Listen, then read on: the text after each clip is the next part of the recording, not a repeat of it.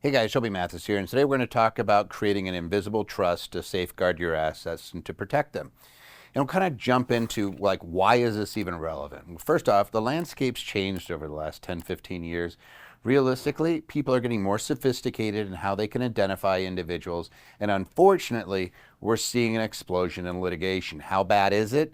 Well, according to the National Center for State Courts, and this is just on the state side, it's between 60 million and 80 million new cases every year.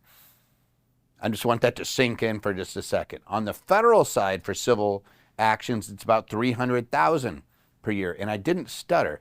In 2019, we were at 83.1 million lawsuits filed in the United States. It dropped down. That was in 2019. By 2022, it had dropped down. What are we at? We were at 64 million. So it's a fluctuation, it's a range. What happened during COVID is we obviously had some backlog and things like that. But as the recessions occur, which there will be another one, those tend to pick up. In fact, we've seen it peak around 100 million lawsuits in a year. Now, the reason this is important is because it increases your chance of having exposure to the civil justice system. Like, we don't want you to go to court. If you never go to court in your lifetime, you didn't miss out.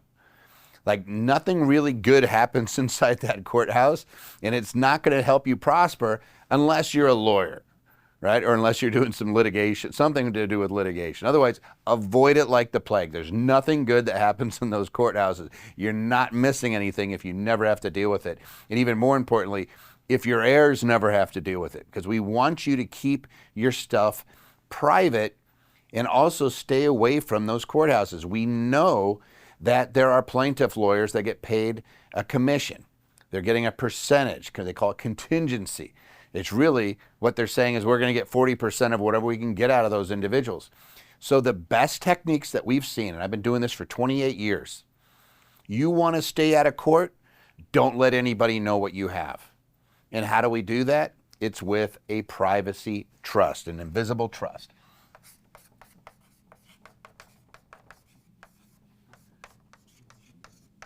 And what does that even mean? So you got to understand a little bit about the basics of a trust. Trust really has three players. You have the grantor, who's putting an asset into it. You have a trustee, who is managing an asset for the benefit of the beneficiary or beneficiaries. It makes a little triangle. That's the easiest way to think about it. You can be all three. It can be completely revocable. You could create something that's irrevocable, in which case then we have some issues with regards to how much control you have over it and whether or not you're actually going to be a trustee. But for purposes of today, the simplest way to explain this is an invisible trust is creating something that we're putting a trustee in place that may be put out there in the public record associated with something like real estate. It could be associated with something that is titled. Otherwise, we don't have to worry about it, like the living trust, which we all hear about in estate planning. It's the best tool out there. I've done videos on living trusts plenty of times. You can go look at those. One of the best vehicles to keep you out of court when you pass away, because the trust owns the assets. It's irrevocable, it's revocable during your lifetime, and it becomes irrevocable only when you pass. But I'm going to introduce you to something else, and this is for your titled assets. So this is for things like your real estate, including your home. Guys, we can get your name off of your property. And let me explain why. So I'm going to tell you a little story of a client. He came to us a little too late. But he was building his dream home. He ended up purchasing and fixing up a house in Colorado. And he was going to move there, but he lived in California and he still had a couple years left in his career. So he rented it out in the interim, and he rented it to a family. And that family flooded his downstairs. Didn't tell him about it, let it kind of fester, mold developed, and they tore out his carpeting, called in an expert from the University of Denver and said, there's toxic mold in the house. Everything's destroyed inside the house, all their furniture, all their belongings. and they'd been exposed to it. So now they're going to have God knows what type of injuries. So they sue him. Not kidding you. They destroyed his house and then they sued him. He goes to his insurance and says, hey, can you defend me? And of course, insurance says environmental is an exclusion. So your mold, we're not going to cover it. So he's on the hook. Something the lawyer said early on was, we see where your client lives, and he lived in a nice community in California. He goes, those are not inexpensive houses. He obviously has money. So they could look him up in the public record. They could see what he owns because he didn't have any privacy shield. He didn't have any trust. He didn't even have an LLC around the property. So he's personally exposed. And he ends up in this situation. And they literally point out, we can see what he owns and we think he has money as a result. Is that fair? What could he have done? He could have done a number of things. Number one, he could have had that real estate held to where they didn't know he was associated with it. He had a property manager. They didn't need to know who the owner was. We could have put an owner in place, and we use what's called a nominee trustee. So on title, on real estate, we don't have to have the grantor and the beneficiary listed at all. We could simply have title on that property, been in the name of a trustee. In our case, we would use a lawyer, or we would use an LLC in a state like Wyoming where there's anonymity. So we would use an LLC that's anonymous. And we teach this, by the way, all the time in our tax and asset protection events. If you ever want to go to one, they're absolutely free. I'll put a link so that you can register, where we teach about LLCs and how to use land trusts and things. And that's what this essentially would be, as a land trust. But he could have put that property, and it would have been like this. Instead of, John Smith as the owner, it would be ABC Trust, or whatever you want to name it. You could call it, whatever your favorite word is, or you could name it after the address. You could be 123 Main Street Trust. By its trustee,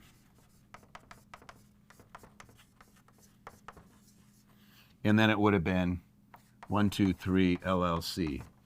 His name would have been nowhere on there. And they would have never known. They would have had to sue the trust. And when they sue the trust, they're suing the trustee for this, the beneficial use of that property. But they don't have any idea who that beneficiary is. Now, when we use these tools inside of asset protection for real estate investors, you'll see us oftentimes using, we call them land trusts, just because it's a trust that owns real estate. So we're just describing it. And we take the beneficial interest and we'll put it into another LLC, so that even if they were successful, even if they sued and went after this trust, their win is limited to just that property and the equity in that property. That's what you want to do. You want to make it a very, very small target. In this particular case, I don't think the lawsuit ever would have happened, because he purchased it, the client had purchased it with a loan, had very little equity. So what they did is they looked at him and say, oh, he lives in a really prominent neighborhood in California. He has assets in his personal name. He did not have an LLC in between him as a buffer, and they could see his name because he was like this. He wasn't like this. He was like this. He had his name listed right there. They were able to look him up. His address was even on the deed, the mailing address. So they're, oh, let's go. Oh, look, that house is a multi-million-dollar house. Let's go after that guy. That's one of the cases that happens. So you use the invisible trust to remove that. Here's another situation that's happening more and more frequently, and you're going to see it in the news.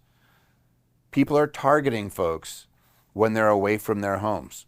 And what I mean is, they're breaking into people's homes when they know they're someplace else. They're looking at social media, or in the case of professional athletes, they're waiting until they're playing the game, and then they're breaking in. It's happened multiple times to multiple high-profile assets and actors and other things when they know they're not home. Hey, they just posted on Facebook. Look, they're in Mexico. Great, I know where they live. Let's drive over there. Let's see if anybody's home. Nobody's home. Break in, have at it, steal some stuff. That's an actual fact that's been happening. Other things that happen when you don't use this type of technique, and we see it all the time in probate.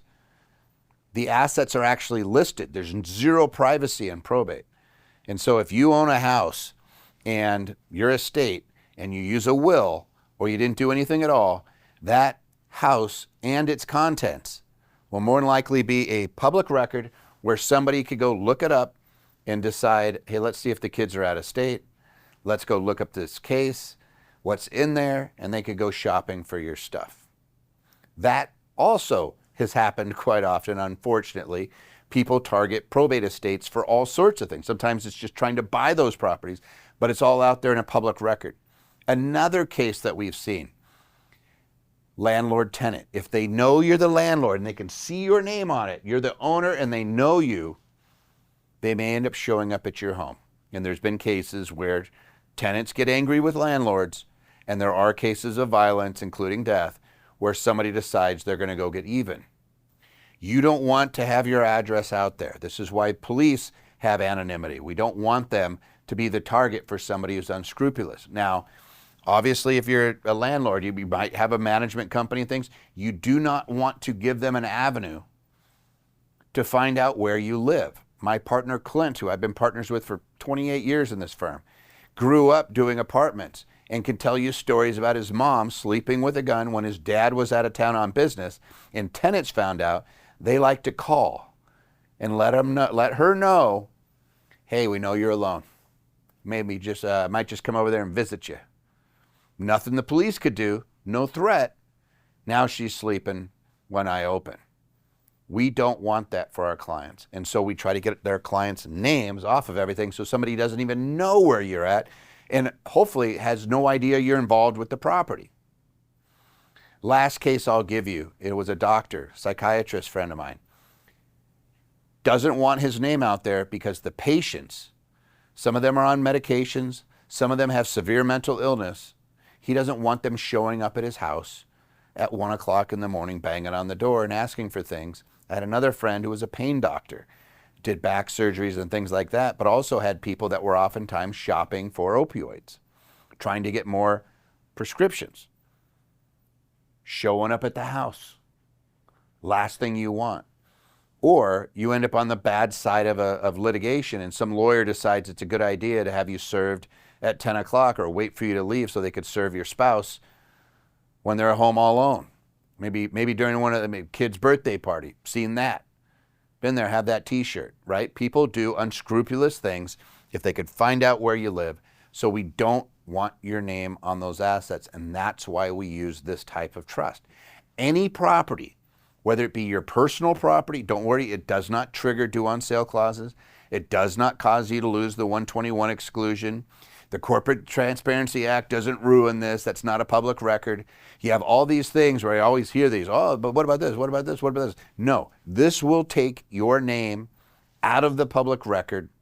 You're using a trust with a trustee that is a nominee. Either we put a lawyer in that role. In the case, my partner's son right now, Carter, is serving in that role. So your name's not in the public record. His name would be there. Here it says attorney at law.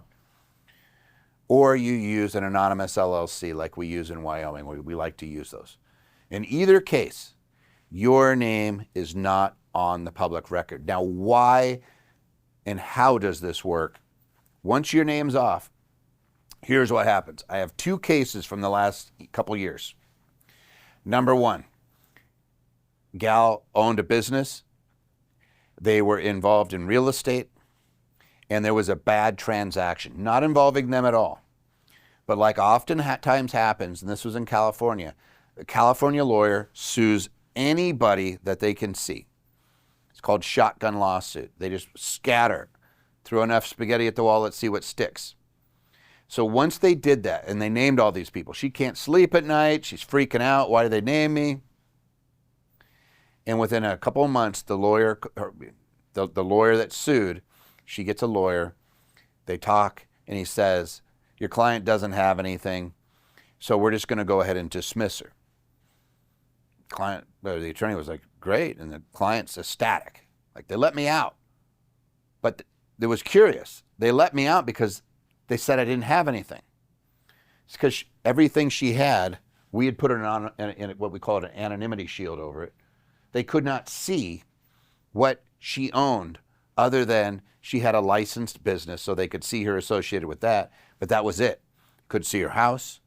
They can't see her other properties. They can't see her other investments. None of it was visible. And as a result, she got dismissed without even having to really defend herself. Right away.